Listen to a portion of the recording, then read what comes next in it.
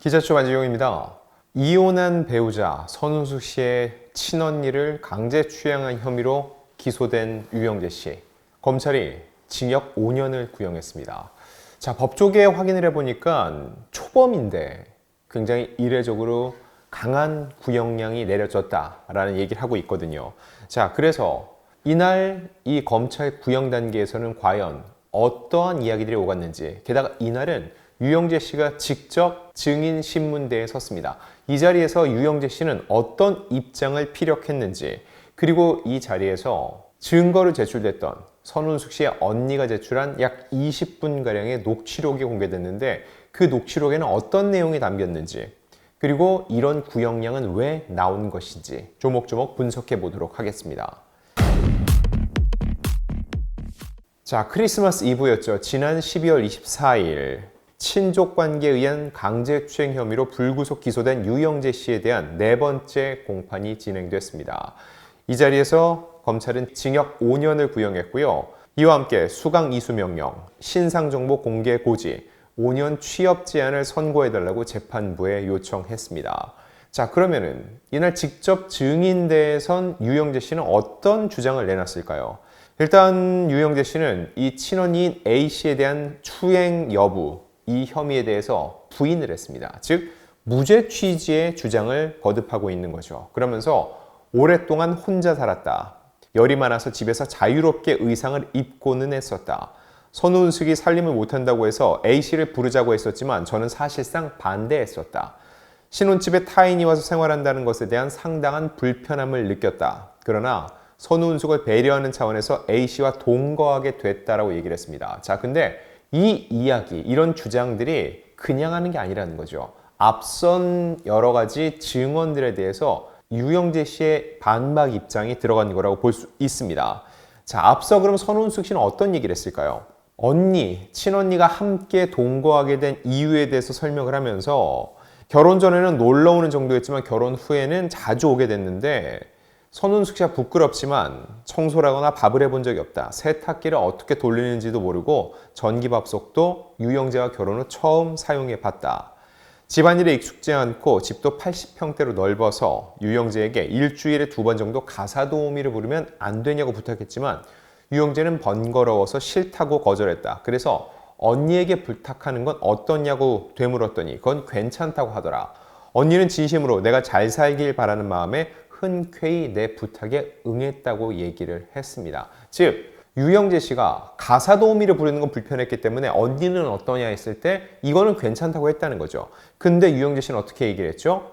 선운숙이 살림을 못한다고 해서 A 씨를 부르자고 했지만 사실상 저는 반대했었다. 신혼집에 타인이어서 생활하는 것에 대한 상당한 불편함을 느꼈다.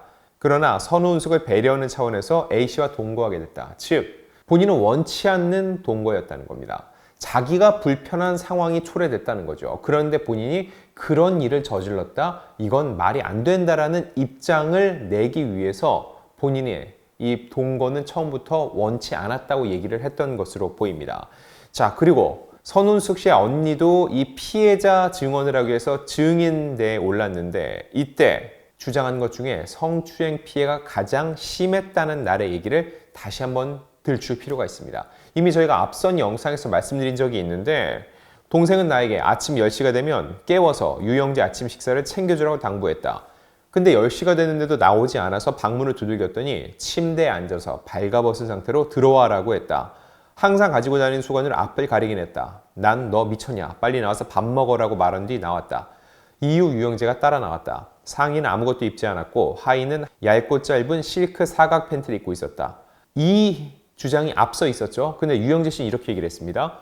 오랫동안 혼자 살았다. 열이 많아서 집에서 자유롭게 의상을 입곤 했었다. 이게 무슨 얘기일까요? 일단 그런 의상을 동거인이라 하더라도 처형이 보기에 부끄러울 수 있는 복장을 하고 있었다는 것은 사실상 인정을 한 것으로 보입니다. 다만 그게 의도적인 것은 아니라는 거죠. 오랫동안 혼자 살았기 때문에 그런 게 몸에 배 있었고 열이 많아서 의상을 자유롭게 조금은 덜 입는 편이라고 얘기를 한 겁니다. 하지만 이런 의상으로 인해서 불편한 상황이 불거졌다는 거, 그것 때문에 처형이 문제 삼은 이 상황 자체는 실제로 그런 일이 벌어졌었다는 것을 어느 정도는 인정하는 뉘앙스로 풀이가 됩니다. 다만 본인이 앞서 홀로 살면서 그런 습관이 있었기 때문에 그런 의상을 처형에게 보여준 건 결코 의도된 바는 아니었다는 것을 강조한 것으로 보입니다. 자, 그리고 평소 이 처형에 대해서 A씨에 대해서 유영재 씨가 어떤 생각을 갖고 있는지도 얘기를 했습니다. 자, 유영재 씨는 A씨와의 관계에 대해서 어머니보다도 친밀함이 있었다고 얘기를 합니다. 누나가 한 명 있는데 가족보다 더 친밀한 동선에서 움직이는 경우가 많았다. 선운숙이 A씨를 친엄마처럼 따랐다고 한다. 저 또한 때로는 엄마처럼 생각했다. 이 A씨에 대한 얘기입니다. 처형 또는 가족관계에 정형화된 고정된 용어보다는 저도 자연스럽게 언니라는 호칭으로 부르게 됐다.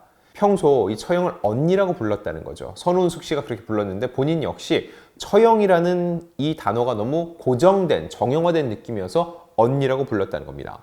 다른 가족들과 달리 친밀감이 다르게 있었다고 자부한다. 그래서 서로 간에 친밀한 터치가 있었다. 서로를 위해 애를 쓰고 노력했다. 자, 이 부분에 중요한 건 뭐죠? 친밀한 터치가 있었다. 자, 이 부분을 어떻게 바라볼지 여부입니다. 접촉은 분명히 있었다고, 그리고 그게 친밀감 있는 터치라고 직접 얘기는 했습니다. 그런데 중요한 건 그 친밀도의 정도가 본인은 소위 말하는 그 강제추행은 아니라는 거죠. 친밀함의 표시 정도였다. 그 정도로 한 것이라고 얘기를 한다는 겁니다. 다시 한번 전제할게요. 접촉이 있었다는 것은 인정을 한 겁니다. 자, 그런데 유영재 씨는 추가적으로 이렇게 얘기를 합니다. 염색도 그렇고 마사지도 해주고 했다. 일반적인 경험이 아니라 저도 처음에는 상당히 당황스러웠다. 발 마사지라는 게 상당히 그렇지 않나. A씨가 무좀약도 사서 발라주고 하는데 선운숙이 예민한 부위를 다칠까봐 말리기도 했다. 어깨도 안 좋은데 본인이 마사지를 잘한다고 신체 접촉해서 마사지를 해주기도 했다. 어머니에게 받아보지 못했던 그 이상의 친밀함이었다.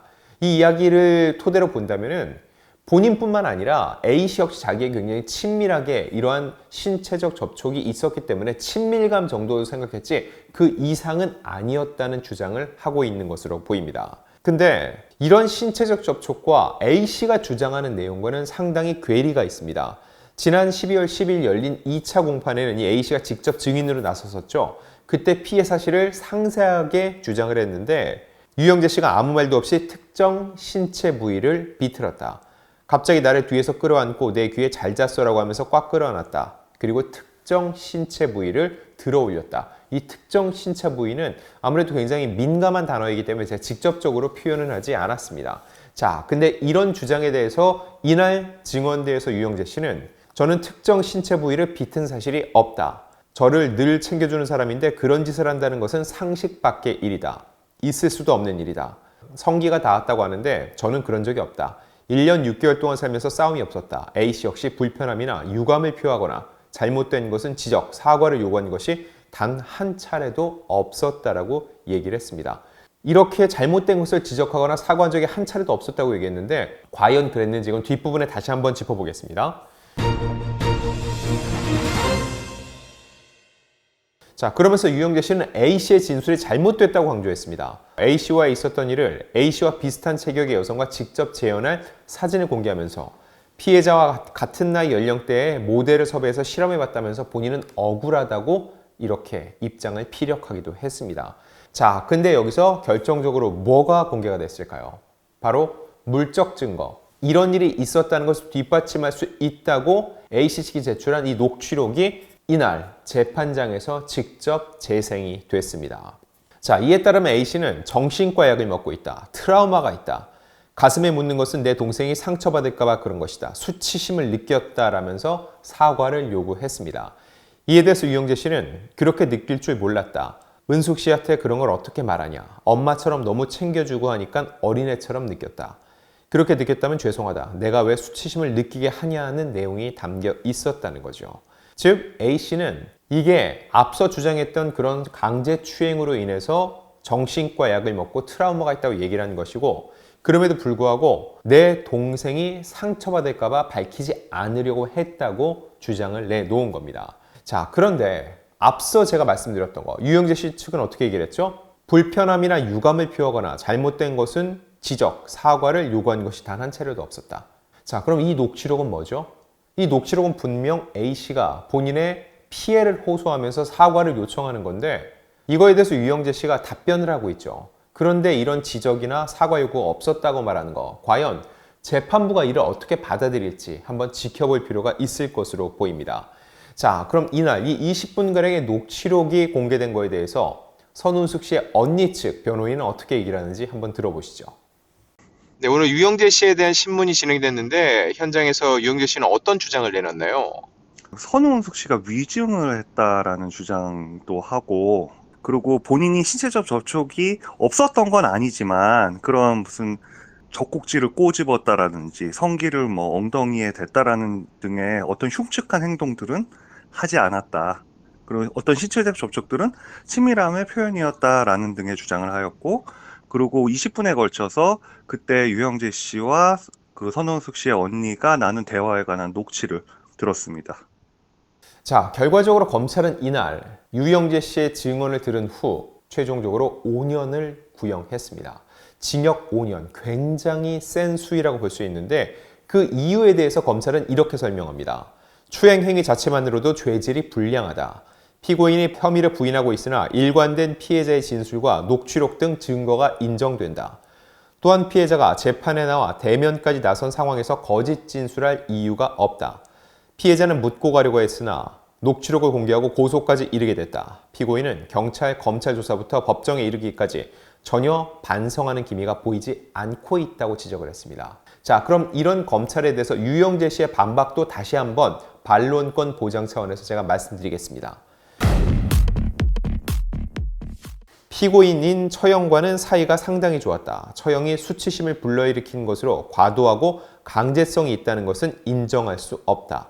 처형과 피고인 사이에서 인간적 유대감이나 실질이 무엇인지 입장 차이가 있는 것이지 피고인이 이 부분은 거짓말이다. 누명이나 말하고 있는 것은 아니다. 핵심적인 부분은 젖꼭지를 비틀었는지, 성기가 닿았는지, 누워있는 피해자를 뒤에서 올라타고 덮쳤는지 등 과도한 행위만을 부인하는 것이며 아닌 건 아니라고 말할 수밖에 없는 피고인의 입장을 헤아려 달라. A씨는 녹음하고 비밀로 가지고 가겠다고 해놓고 동생인 선우은숙과 공유했고 이 녹취를 듣고 이혼을 진행했다고 하나 언니를 살리기 위해 고소했다고 하는데 언니의 입장은 사과하고 용서하겠다고 했다. 사실을 그대로 드러난 내용이 맞는지 의문이 든다. 피고인이 이 모든 것을 부인하는 것은 아니다.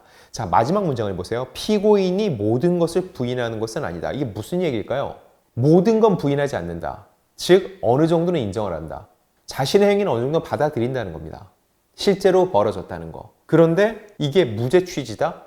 제가 볼 때 이거부터가 좀 말이 앞뒤가 안 맞는 것 같아요. 즉 접촉도 있었고 어느 정도 인정을 하는데 이게 워낙 친밀감이 있었기 때문에 허용되는 범위 내에서의 접촉이다. 이런 주장을 펼치는 거라고 생각이 듭니다. 그럼에도 불구하고 검찰은 이게 결국은 어느 정도 인정하면서도 정작 범행은 부인하고 있는 앞뒤가 맞지 않는 상황이고 이거 자체가 죄질이 불량할 수밖에 없는 이유라고 판단을 하는 것으로 보입니다. 자, 끝으로 유영재 씨의 입장을 다시 한번 말씀드릴게요. 하지 않은 사실에 대해 했다고 할 수는 없다. 한 것에 대해 할 수도 없는 것이 우리나라 법이라고 생각한다. 저는 이번에 모든 것을 다 잃어버렸다. 일상이 멈춰졌다.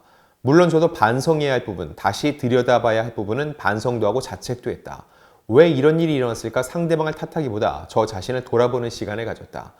이 자리가 억울함을 호소하는 자리이기보다 제 마음에 진심이 담긴 것을 보여드리고 싶은 마음에 이 재판이 여기까지 온 것 같다. 이 점 잘 헤아려 주셔서 잘못된 부분은 질책하고 법으로 잘 다스려 주시되 아닌 부분은 잘 들여봐 달라라고 호소했습니다. 자, 이 말의 뉘앙스를 놓고 봤을 때도 유영재 씨가 100% 전면 그런 일이 없었다라고 주장하는 것 같지는 않습니다. 본인도 반성을 하고 자책도 했다는 거죠.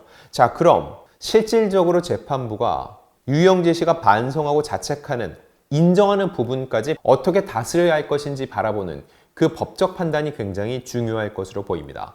실질적으로 검찰이 구형한 5년형을 모두 받아들일 것인지 아니면 이것보다 상당히 감형해서 실형이 아닌 집행유예 혹은 벌금형까지 내려가고 아니면 무죄를 선고할 수 있을 것인지 이 모든 것은 이제 재판부의 판단에 달렸습니다. 선고기일은 내년 1월 23일입니다. 과연 재판부가 어떠한 판단을 내릴지 저희도 계속 취재해가면서 여러분들께 전달드리겠습니다.